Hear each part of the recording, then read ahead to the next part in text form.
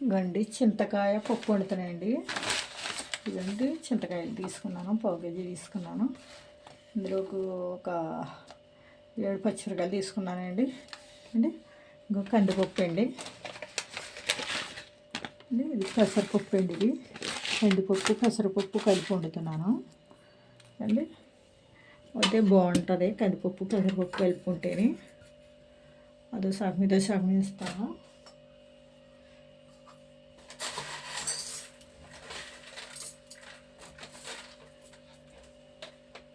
ఇవ్వండి, ఇది అరసాలు గలస అండి.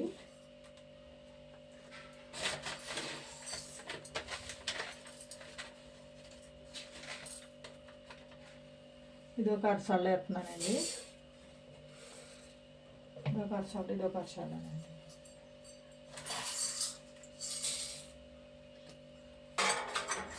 మసాలా అవసరం చాలండి, సాల్ట్ అవుతుంది రెండు కలిపి.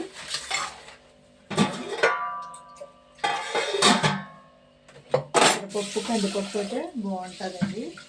పప్పు చింతకాయ రెండు కలిపి వండుకుంటే టేస్ట్ అయితే బాగుంటుంది. పచ్చని కందిపప్పు అయితే గ్యాస్ పెట్టేస్తుంది. అసలు పప్పు కలుపుకుంటే బాగుంటుంది.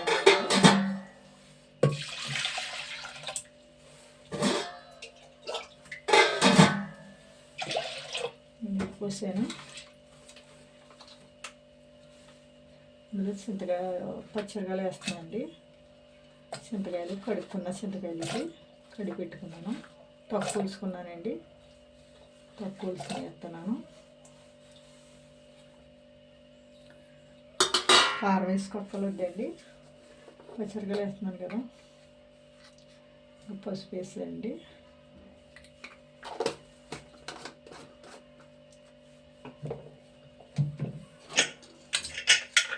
మూత పెట్టేద్దండి. గ్యాస్ అంటున్నాను. కుక్కర్ పొయ్యి మీద పెట్టేసేయండి. 3 విజిల్లు వస్తే చాలు. ఇంకోండి పప్పు ఉడికిపోయింది. అయితే పప్పు కూడా ఇచ్చుకొని కలబెట్టుకోవాలి. ఇలాగండి. అయితే నేను వేపడానికి దాకా పెడుతున్నానండి. పోపు వేస్తానికి పువ్వులు పెట్టినాను.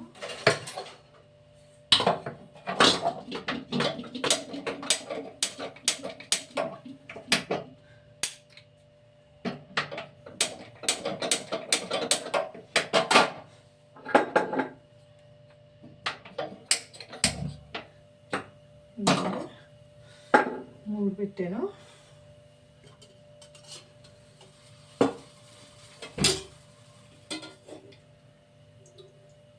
నూనె పోస్తున్నాను.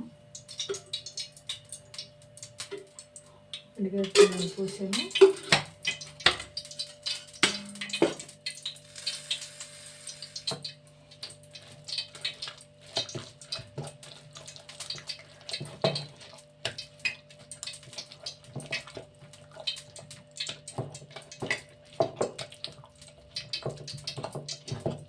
కలుపుకుంటే పచ్చిసరిగాలు ఉన్నాయి కదండి, దాని గురించి కలుపుకోవాలి. ఇది అందుకంటే ఏం కాదు.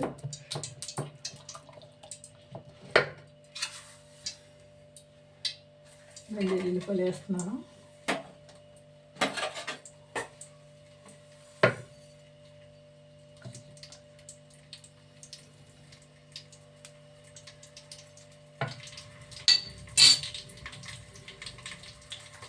మిరగాయలు వేస్తున్నానండి.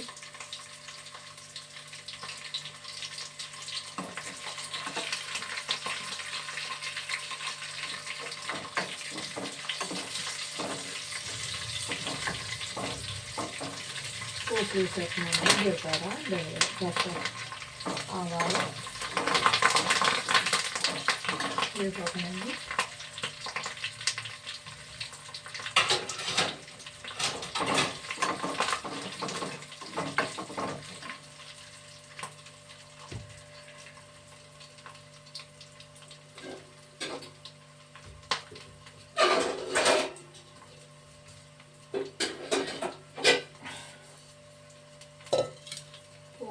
వేగాలండి.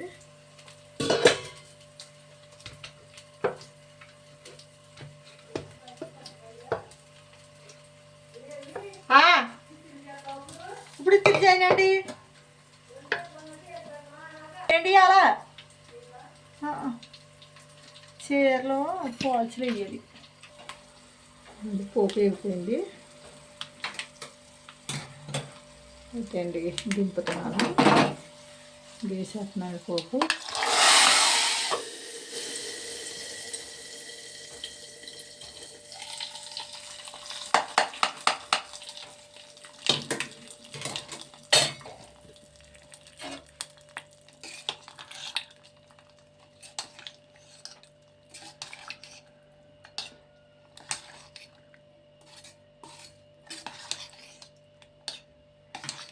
పప్పు చింతకాయని. పప్పు చింతకాయ అంటే అండి చిక్కగా పెట్టుకుంటే బాగోదు, ఇంక ఇలాగే ఉండాలి అండి. ఇలాగ ఉండాలండి. షేర్ చేయండి, గంట చెమ్మలు నొక్కండి, ఫాలో అవ్వండి, సబ్స్క్రైబ్ చేసుకోండి, కామెంట్ పెట్టండి. పప్పు చింతకాయ ఉండండి. లైక్ ఇవ్వండి ఫ్రెండ్స్, షేర్ చేయండి మీ ఫ్రెండ్స్కి కట్టాలి. Thanks friends.